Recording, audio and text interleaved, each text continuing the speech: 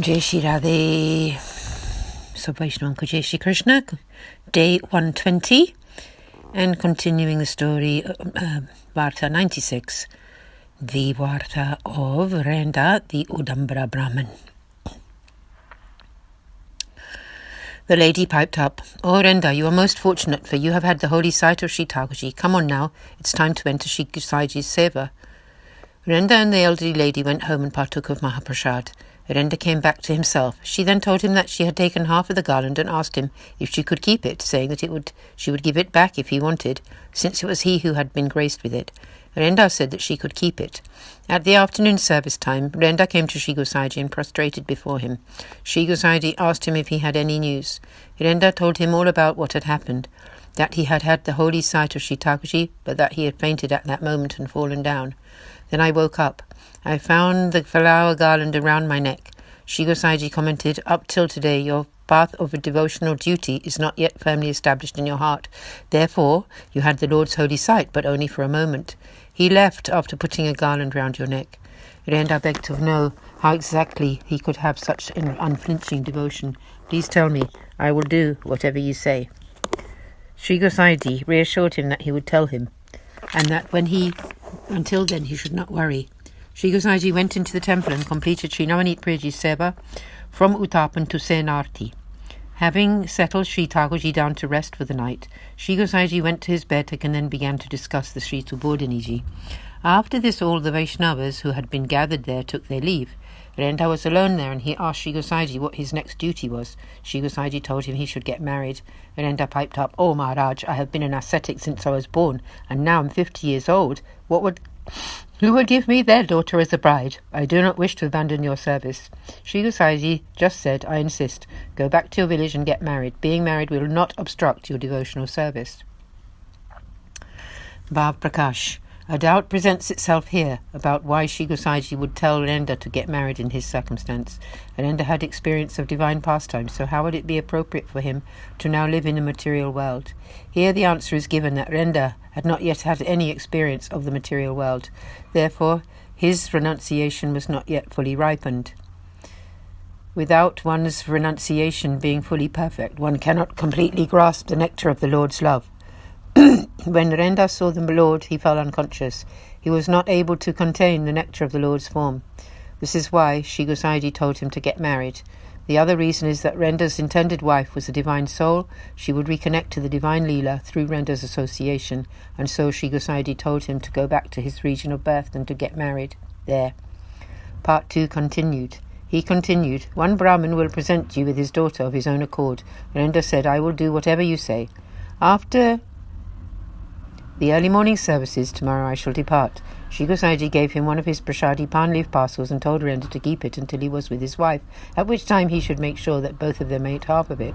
Renda took the pan leaf and bowed down to Sri Gosaiji, who began to cry, thinking, "Oh, when will I see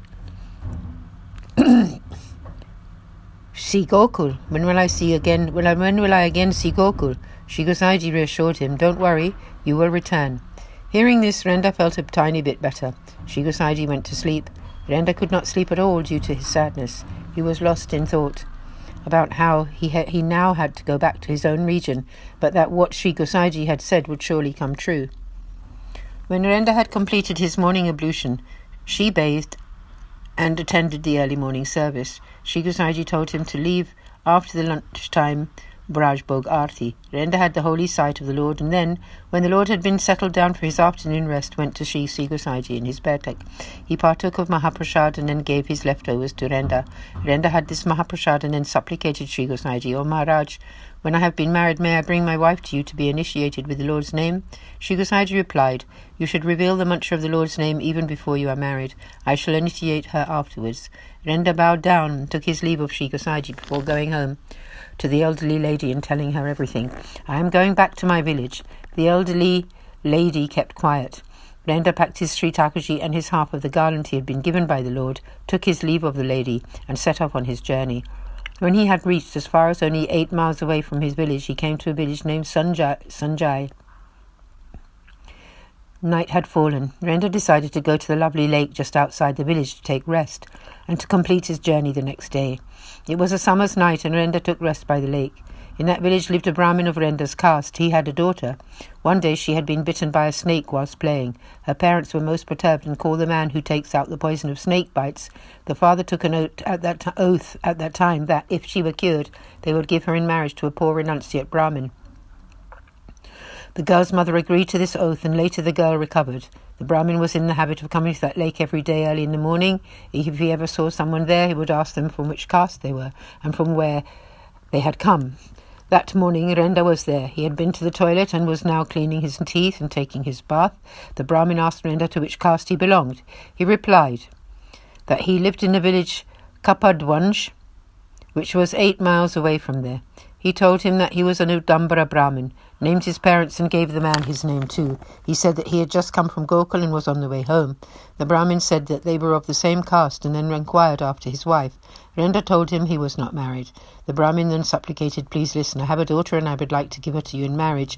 After marriage you can stay here or go wherever you like to live." Renda agreed. It was all just as Sri Gosaiji had predicted. The Brahmin took Renda to his home and asked him about his eating habits. Renda said that he could not eat from his hand and that he would have to give them separate accommodation. The Brahmin said that he would give them the top part of the house and that they would live on the bottom floor. Renda took some supplies from the Brahmin, cooked, made the offerings to his Sri Thakurji, and then partook of prasad. He stayed there like this for a few days. The Brahmin was very happy to see Renda's high standard of behaviour and attitude. The Brahmin then called a priest and, after looking for a suitable time, arranged Renda and his daughter's wedding. Further to this, Renda lived in that house for 3 years. Renda then told the Brahmin that he must go to his own village, since he had been away for a long time. The Brahmin tried hard to make Renda stay with them, but Renda refused. The Brahmin gave them a good send-off, providing 100 rupees, a cart full of grain, and clothes for them both. Renda took his leave and the cart and returned to his own village. His parents had since died. Some same-caste Brahmins had come to live in Renda's house. Renda asked the Brahmins where his house was, and they told him that they were living in his house. "You can, of course, live here. We will find another place," Renda said. "Why would we do like that? We are Brahmins of the same caste. It would not be fitting for me to turf you out and live here. We will find somewhere else. You may continue to live here." The other Brahmin said, "But the house is large. We can vacate half the house and you live in the other half." They divided up the house and Renda carefully cleaned his half.